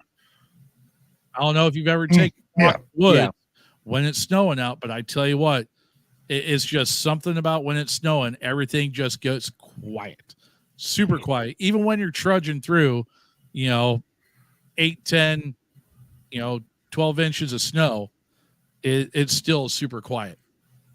Another thing, well, the camouflage, the winter white clothing, hey, it's pretty easy to blend in. What colors do we wear when it's snowing out, folks? Me. Color Richie. Is it white for 500? Yeah. Ding, ding, ding, we got a winner. Yay. Hey. Another good thing, especially for you folks out in the Midwest, lack of insects. If you're anything east of the Rockies, lack of insects. It's beautiful. That's a good thing. Yeah, it is. It really is. I mean, even out here on the West Coast, you start particularly during the early fall when you're heading up those mule deer hunts and stuff like that up in the higher terrain, with the yellow jackets in particular. Oh my God, them little assholes with wings. Yes. And you got to worry about that so much, or ticks or things like that. Not near as prevalent during the winter months. And thank goodness. Right. Only the hardcore hunters, reason number 10, will be sharing the woods with you. Not a lot of folks are going to, not a lot of your fair weather hunters and stuff like that. Yeah, you're casual. Yeah. Yeah. They're, nope. Don't want to freeze it. Because if you're willing to bundle up for the weather and actually get out and be prepared for it, there's really not that many people that are going to be out in the woods. That, and the nice thing about it too is that for a lot of hunts that take place during this time of year, as far as big game hunts, because there's a lot of states across the nation that still have big game hunts going on for deer, elk, antelope, whatever the case may be. And there's a very limited number of tags that get issued out for those hunts. And it's really the folks that have no qualms getting out, getting in the cold, and embracing the suck to get after these animals. So if you're one of the brave, chances are you're going to fill your freezer this winter and have meat for the upcoming year. So there's that. Next one is the animals have settled into a winter cycle. You've gotten past the fall hunts. You've gotten past all the general over-the-counter, tags and stuff that folks have gone out and buy. Animals have had a chance to kind of settle back in that routine. We're past the rut. So now they're, during this time of year, what's their guiding light? It's not so much as chasing the opposite sex or getting chased by the opposite sex. It's not so much as trying to survive getting pushed around the woods by different hunters. Food. Food is what drives us at this time of year. Yep. So biggest things those animals are going to be doing, they're going to be moving to and from their food plots. So if you draw a late season tag, figure out where those food plots are at, find out where those trails are. They're coming in and out of those between the food plots and the bedding areas. Get in the stand, cop a squat. You'll fill your tag. Promise you. You'll fill your tag. Just be ready for the weather. Be patient. I'd like to add something to that if I could. Yeah, go ahead. It's also the time of year where the elder animals, the sickly ones, these ones, they can't find food like the rest of them. They start thinning the herd a little bit, kind of management hunt sort of type thing. Nature's got its own way of management. And unfortunately, this helps with that too. Right. Helps get rid of some of the sick ones out of the population. Exactly. So for you folks that, particularly up north there, you started talking about, those up there like Michigan and in Minnesota, Wisconsin. Yeah. You know, those guys up there, you know, where you start getting up there to southern Canada, you know, lack of water and mud because it's all locked up in the ice. However, you know, it makes it really easy for being able to get around in the woods, not having to trudge through those swamps because you can just walk across the top of them. Yeah. And don't worry, the ice will hold your big ass. Yeah. Okay? All your equipment, and everything. Don't worry, you cross it. You know. It's thick enough by this time of year. Yeah. Usually, I think it's what is it like 3 inches of ice? Yeah. Yep. Like 3 inches or is more. You know, the recommended minimum. Yep. To be able to go out walking on and stuff. And 3 inches ain't much. It's not much. I trust 4 to 5 a lot better than I do 3.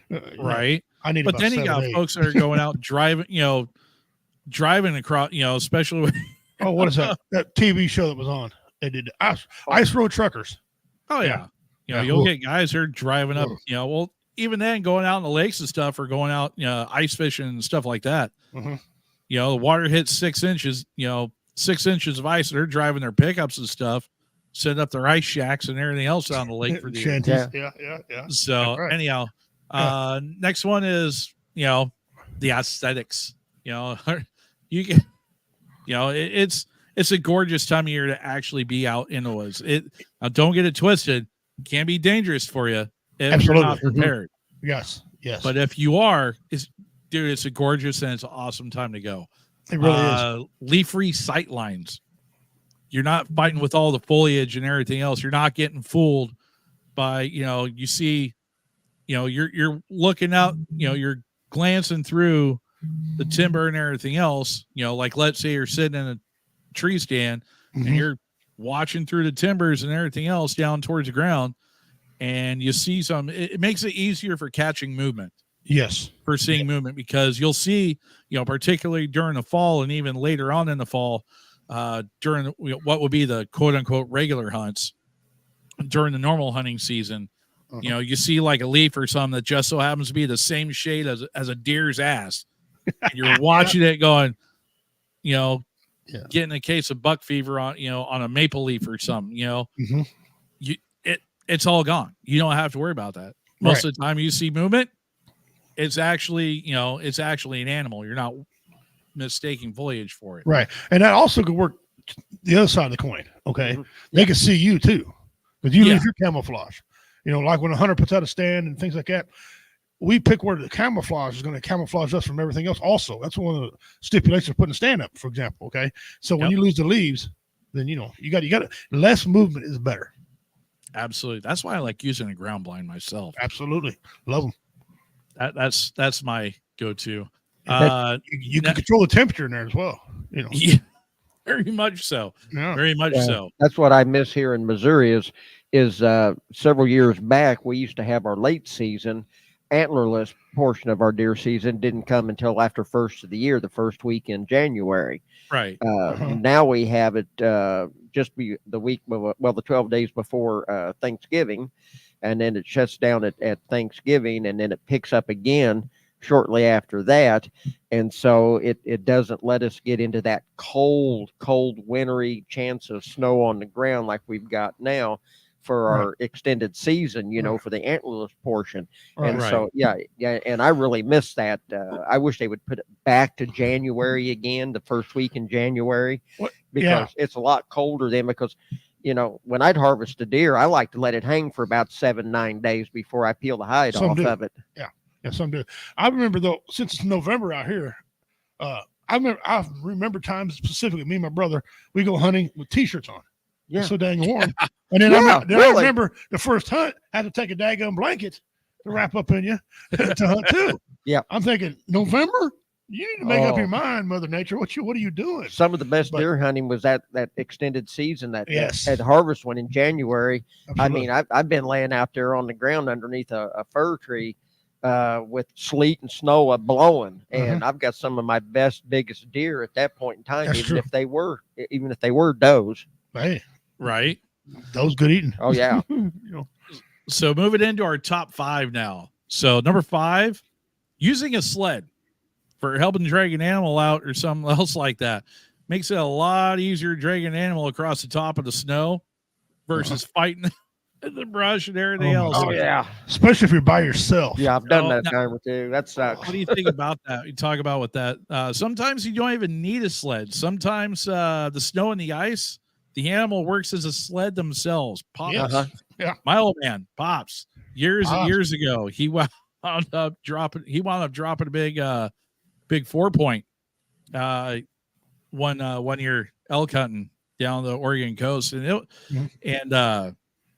was an early frost, early snow that wound up coming into the area that he was hunting at. Well, he was up on a ridge top where it was literally all downhill to the road where he was going, and he got done dressing that thing out and went ahead and he was by himself, started pulling on that animal, got about maybe 10, 15 yards from where he, was working on it.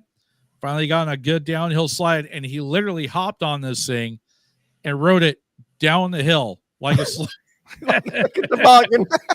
That's great. Hey, it works, man. And stopped about 50 feet from the truck. Where I was like, okay, I need to get some help to get this thing loaded up. But yeah, I mean, that's great. That's awesome. That's awesome. Being able to do stuff like that is awesome. Another one is, your hunting area will shrink. For deer hunters, deer may tend to what they call yard up, in the later winter months, conserving energy. Goes back to what I was talking about. They're trying to conserve for those harsh winters. Elk do that, antelope will do that. Most of your game animals will. Bear, they're stuck in a den somewhere, holed up for the winter mostly. But like I said, a lot of your other big game and stuff like that, they're not going to be running around as much, not going to be as active. They're going to go to where they're going to where they're going to eat, their water source, and then go to their bedding area. So and that's about it. Yeah. Yeah. Yeah. So another thing that's cool about that, speaking of food, like, we keep talking about how food is a big thing for these animals during the winter months. For states that allow it, bait becomes a huge advantage for you. If you set up deer feeders or anything like that, that's going to be a huge advantage for you. It really is, because guess what? Food becomes scarce this time of year. It does. And you hit on something a lot of people don't know. You hit on it. A lot of states don't allow that. Correct. Okay. Or you got to have it 10 to 15 days prior to opening day, your opening day hunt. Okay. But some rules are different. Like you can have a mineral block out there. Yep. Some mineral blocks can consist of corn, some can. So you really got to get your book, and you really got to get in there and read, because sometimes you can hunt over a food plot, a regular food plot grown, you can hunt over it. But you can't have push comes to shove, get a hold of your state's fish and game department.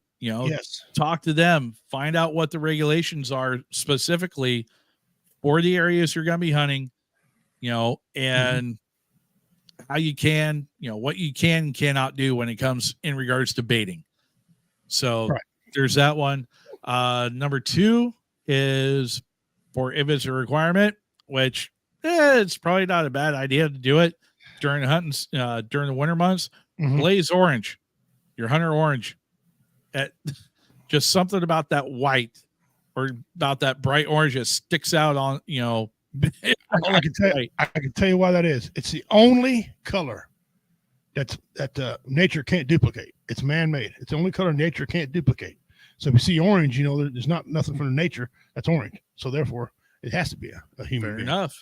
Fair enough. And the number one reason, I won $20 off that. That's how I knew that. Oh, all right. Fair enough. And the number 1, the cool equipment. Because you can use different equipment in the wintertime that you can't use any other time of year. Aside from just, using the winter camouflage and stuff like that, being able to go, you get in the backcountry, or you're having to use cross-country skis, snowshoes, you're using just different stuff that you wouldn't normally use any other time of year or for any other hunt. So these are just things, to take into consideration when you're thinking about doing a wintertime hunt. So, but these are reasons why I agree with why winter hunting is one of the best times of year to go. Yes. And also guys, make sure you change out your hunting bag. If you're a person like I hunt, I carry many things in my bag that I'm going to need or assume that I'm going to need. We all know what assume means, but assume that I'm going to need rope. You don't know when you need to get some rope or warmers, whatever. Okay. Well, if you stuff you're taking for like a shirt, you might want to replace with a sweater, something thicker for you in these time of months. Make sure you absolutely it matches. You don't know. You just never know. So change your bag out. You talk about food supply and stuff like that for the deer, and they'll stay close to water and feed, and in their bedding area.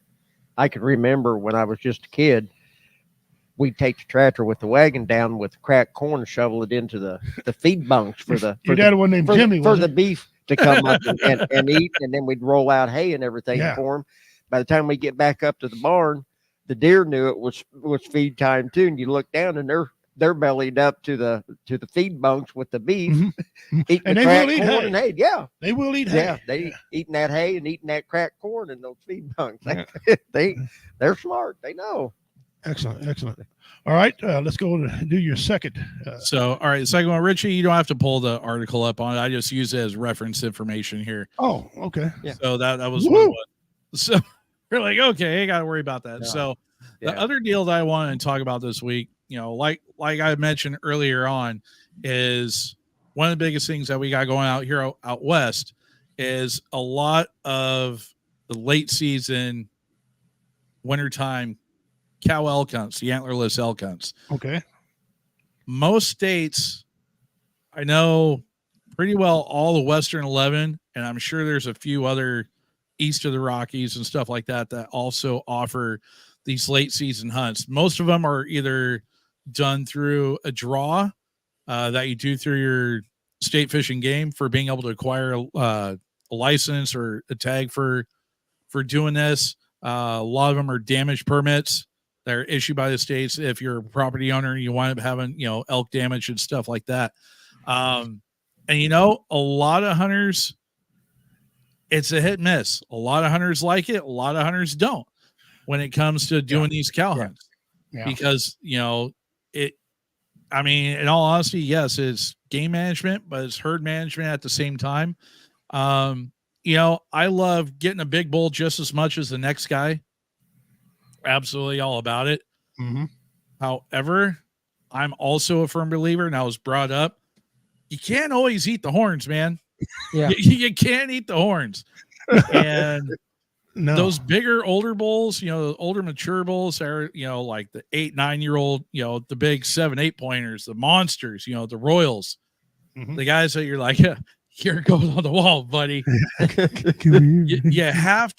you have to process them correctly, because if you don't, a lot of times, if you don't know what you're doing, or whoever you have processing the game doesn't do it properly, it's going to be tough. It's going to be gamey, and it's not going to be. It's still going to be good, but it's not going to be as enjoyable as a nice, succulent, tender, nice 2-3-year-old cow or a young spike, something like that, where it's not gamey. It's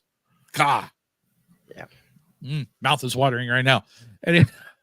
Anyhow, so that's why this time of year is one of my favorite time of the year to hunt, because it's those late season cow hunts. Biggest thing, one, the tags aren't near as numerous.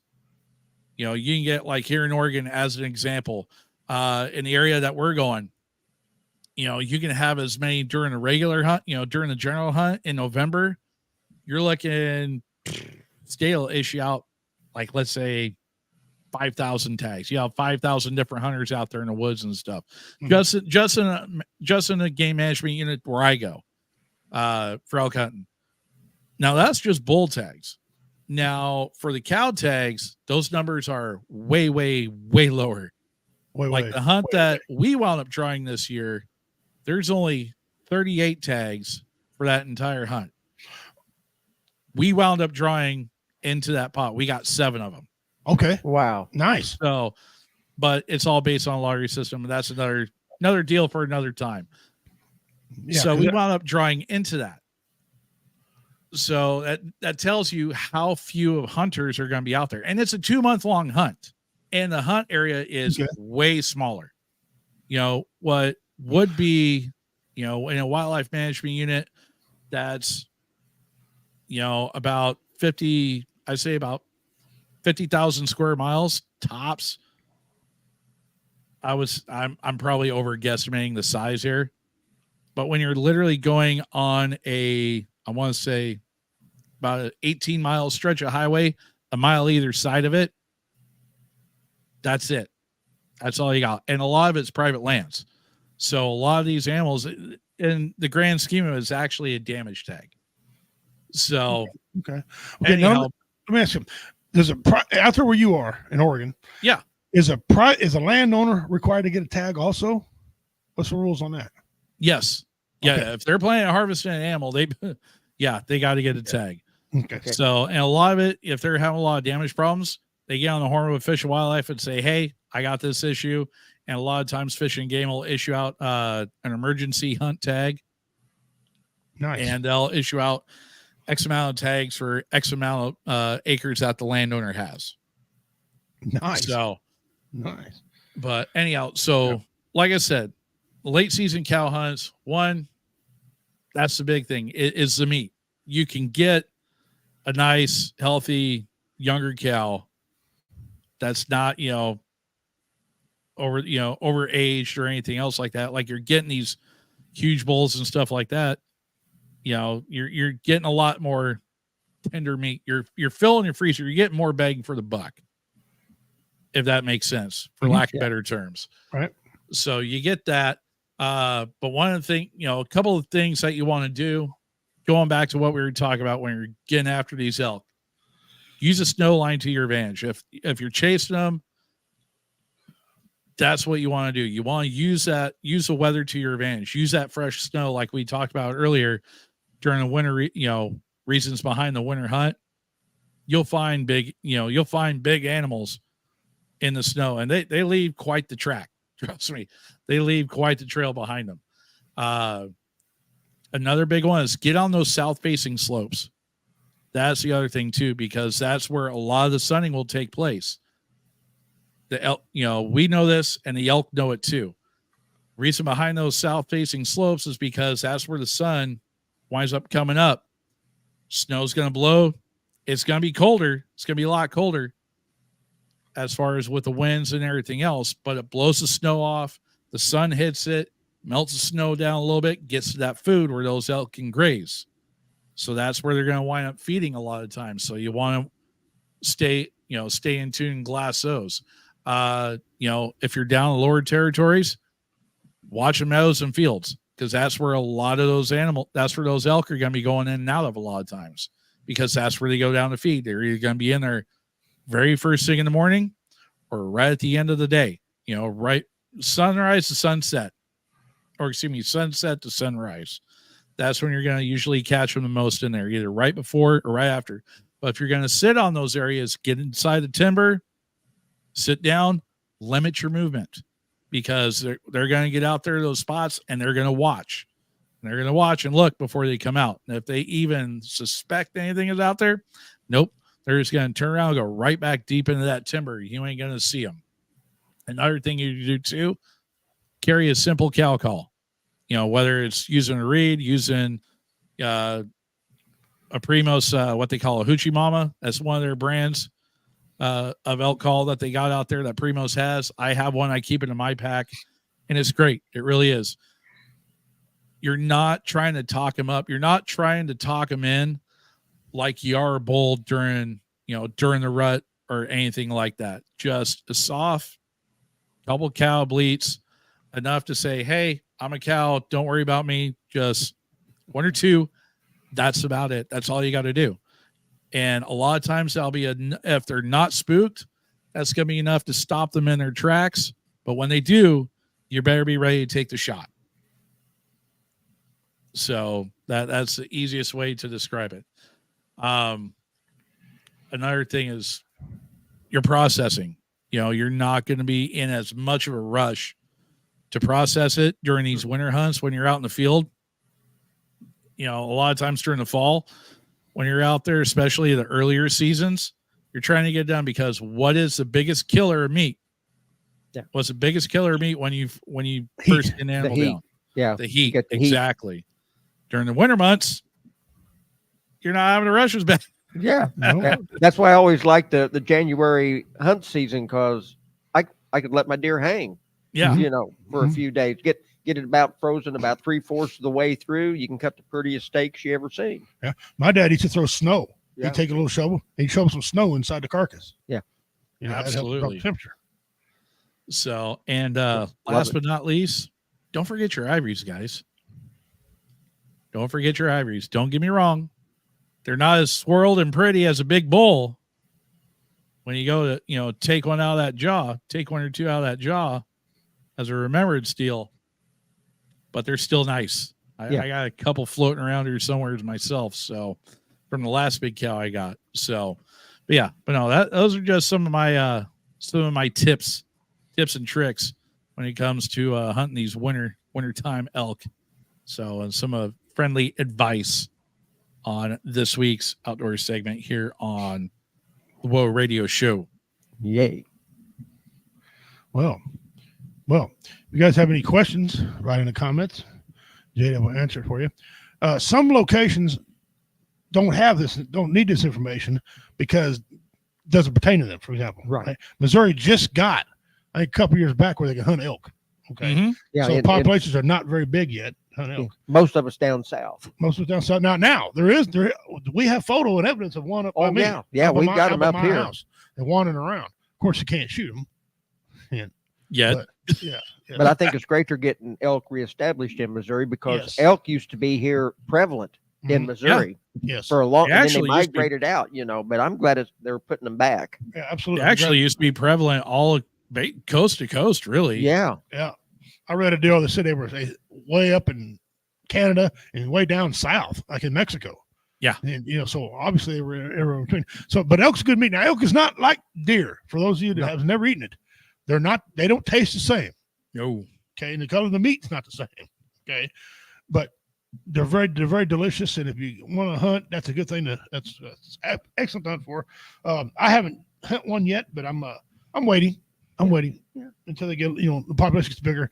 I don't want to get one right now. I don't think the population, I have a real problem with the way Missouri did it. I think I said that one time on the Spricker show with you, J-Dub. I had a problem with it because I think it's too early. I think it's too early to be hunting them. I want the population to get bigger. Yeah. Before I hunt it. I think we did talk about this. Yeah.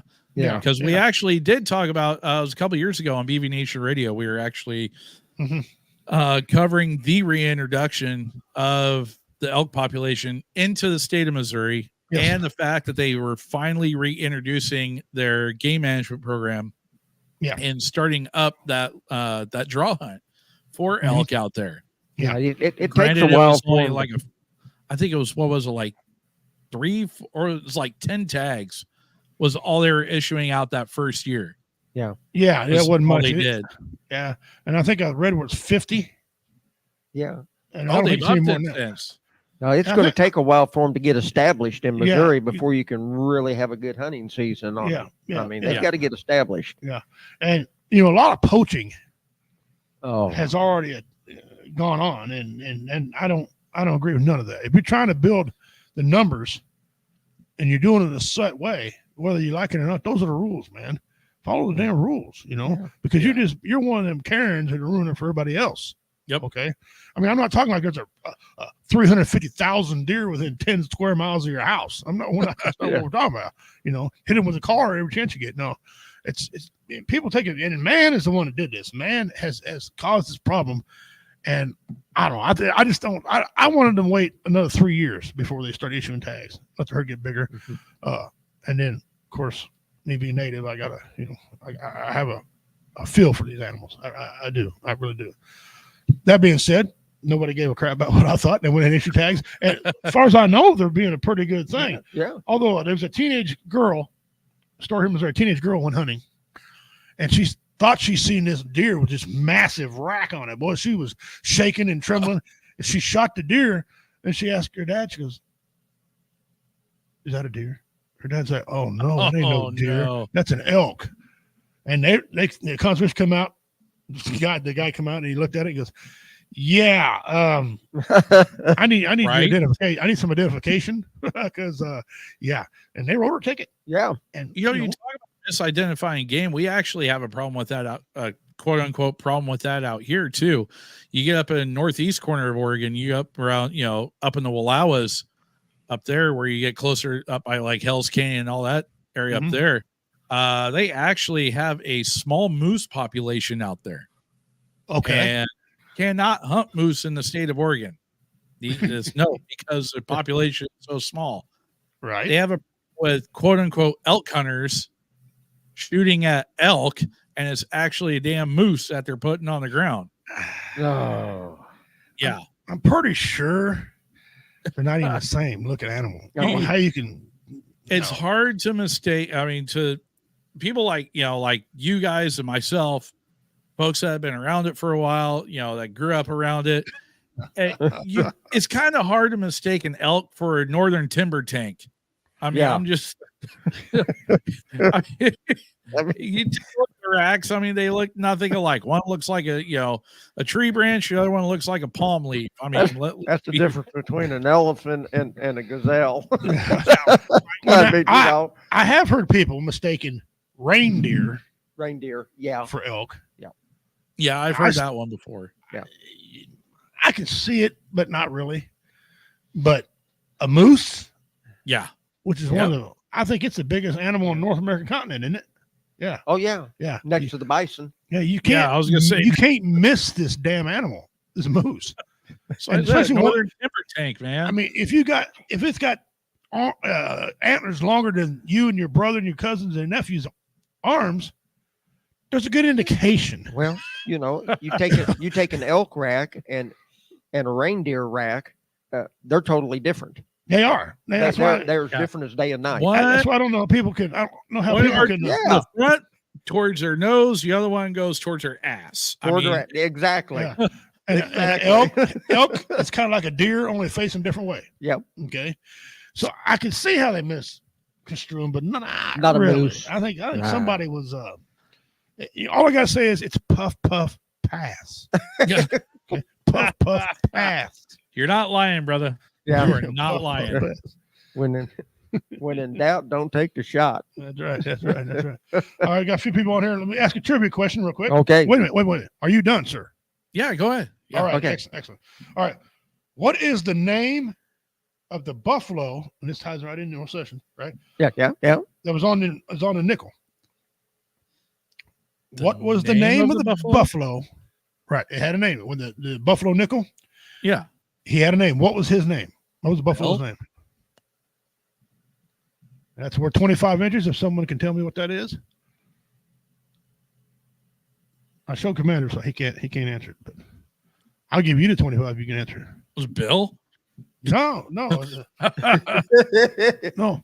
George. Commander saw where I was going with that one.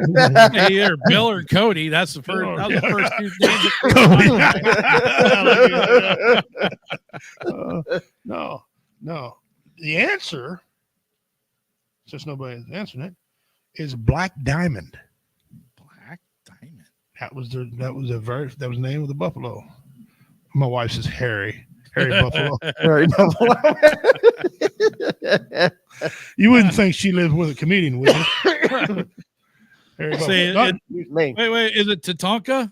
Tatanka. That's Sioux for buffalo. Yeah. Tatanka. Yeah. Black Diamond. Wolves reference for those who don't get it. Yes, Dancing with the Wolves. Yes. Did you know? God, I just throw a freaking date stamp on my forehead. Yes, me too. Yeah. Did you know the saddle, the prop saddle that he sat on in that movie, sold for $250,000? Wow! Because Kevin Costner set his keister on it. A group of women bought that thing. It originally sold first time for $25,000, and this kept going up. And now the group of women wanted this thing. You're talking the one on Dances with the Wolves, right? Yes, Dances with the Wolves.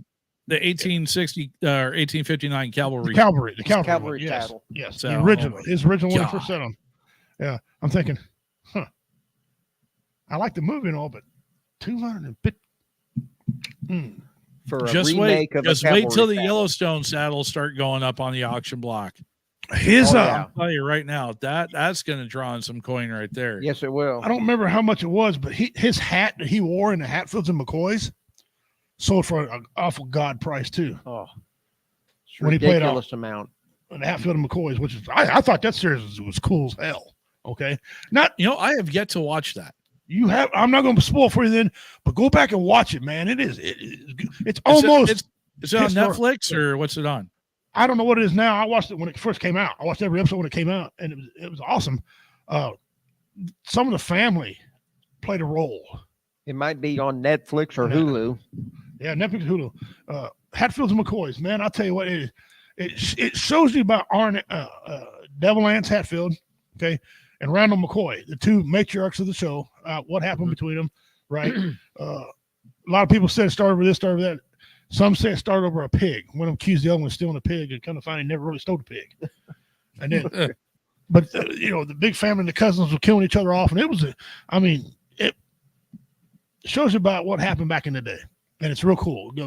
Hatfields and McCoys. I don't know if I'd consider that a Western movie, more like a TV series, a documentary type thing. But I don't know. But yeah, it's amazing. The show was just an incredible show. It's on the History Channel.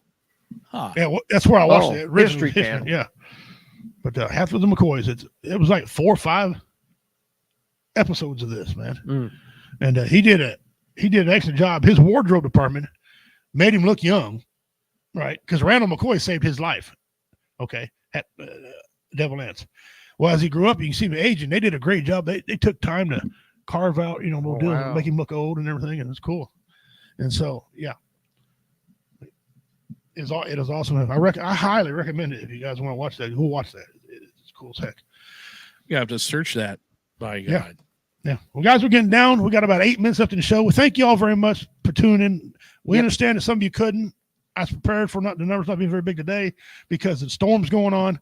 So if you're coming back and watching this right now, give a like, share, hit the heart button. We got a lot of information going on. We got an outdoor segment that's gaining traction and taking off. Comments of our buddy there from BB Nation, Mr. J-Dub. Glad he come on and do some moonlighting with us. We appreciate it. Thank you to Tai Fu Panda for joining us today. That guy's funny, man. We love that guy. He performs, him and I perform on stage at the same time, and rock and roll, make him laugh, man. So thank you, Tai, for coming on. Next week, we're going to have another special guest in studio. Unless he has something come up, Mr. Dan Landy. Okay. Oh yes. He's running for council, school board. And as you know, here in the state, here in this town of Cameron that we're put the show on through, they got a lot of suspect books. Okay. Well, and I won't go into great detail. Just suspect books in the school, and the school's pushing back. They telling the parents they're in charge. The parents don't know they're in charge, and so we gotta. And nobody wants to stand up for the rights of the children in this whole damn thing. So, people are talking about inclusion. Certain groups, the transgender groups, and some of the gay community, some of the gay community, not all the gays are behind this, want kids to read these books so they learn what their sexuality. Problem with a lot of us believe they can worry about that when they're 18. They got enough to worry about now. Just being a kid. Just being a kid and learning, because I've seen some of these guys graduate here lately. They need to learn reading, writing, arithmetic. Yeah. So anyway, he's going down. Now it may change. It's not locked totally in, but he is running for that. That's cool. It's election year. Guys, get out and vote. I'm still in it, although it's getting about time where I might have to make a different decision. It's time people start. If you can't get enough funding, the law says I got to be able to fundraise and earn a certain amount of money. Okay, so if I can't do it, then I have to back out gracefully. But you can always write my name in. You can always write my name in. There we go. Right in. I'll write your name in. I got it. That being said, I'll turn it over to J-Dub. He can give us some of his closing thoughts. Again, always, guys, please remember, if you're having a hard time with things, don't be afraid to reach out, talk to somebody. We understand it's we're just coming out of one of the roughest times of year for a lot of folks. coming out of the holidays and everything else, and trying to get back into the saddle for the new year. But you know what? It's a new year. It's a new opportunity to be able to do great things, not just for your family, your friends, for your job, whatever the case may be, but do it for yourself. So find ways to make yourself better. Find ways to do better things for yourself, even if it's something as simple as taking a day and taking time out for you to focus on you and get right with yourself. Mental health is always a good thing to take care of. You know, we have to take care of ourselves physically, take care of yourselves mentally as well. We want you here. You're wanted, you're needed, you're loved, you are appreciated. Even if it's by one people or a million people, it doesn't matter. Somebody out there gives a damn about you. We do, so you do as well.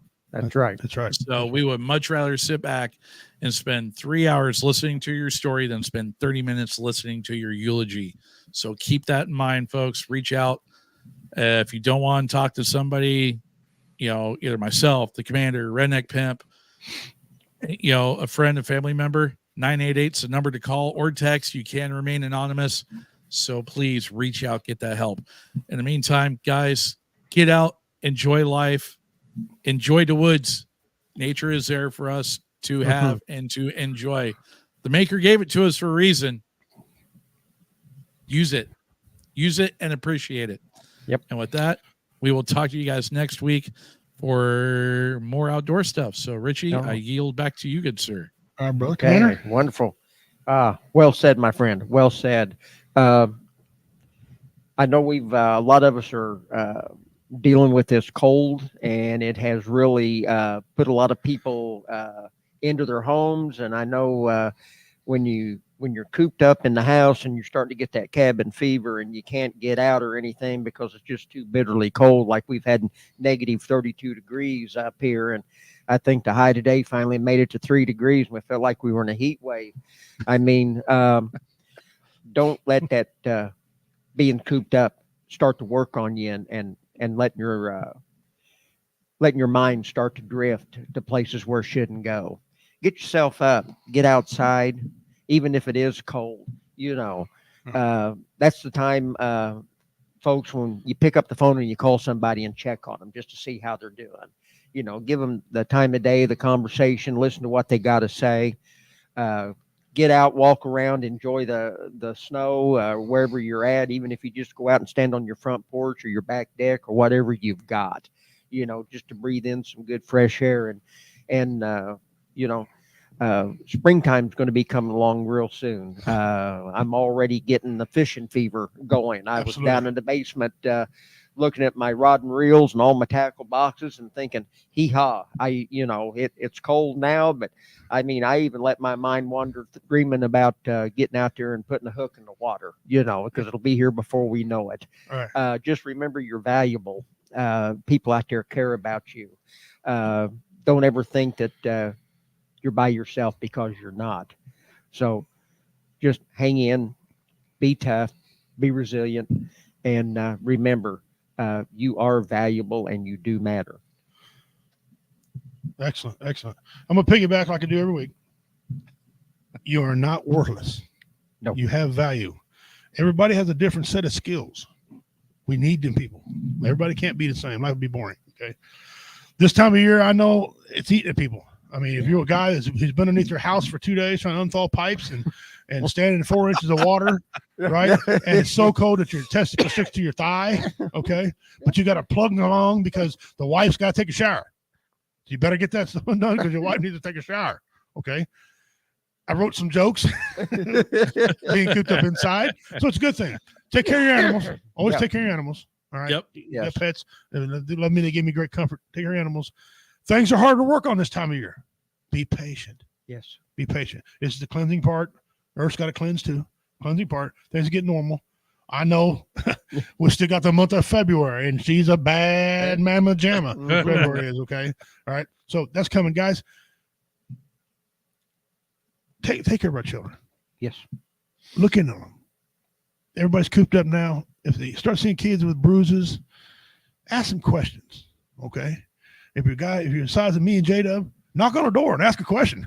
Yeah. You know, remember this? We went through this here before. Help me. Yep. Okay. Kids will do that. If a woman comes up to you and she grabs a hold of you, right? Even if you're with your wife, she wants something. She wants protection. She ain't flirting with you. Okay. I don't have to worry about that. I used to be a 10, but now I'm like a hard 4. Okay. So I know ain't nobody flirting with me. But if they grab a hold of me, they want some help. All right. Pay attention to all these things, guys. We're here to any veteran need help, first responder, fire department, whatever. Tow truck drivers. A lot of tow truck drivers been getting hit. Watch out for them, guys. All right. That being said, on behalf of J-Dub, Devil Doc, who couldn't make it because, I mean, hey, the weather's weather. Nothing we can do, right? Have a dummy of the week next week for y'all. Commander and myself, Richie the Redneck Pimp, Bad Man of Comedy. I say we'll see you Tuesday, 6 p.m. Stay safe. Yes. Take care of your animals and one another. I'm out.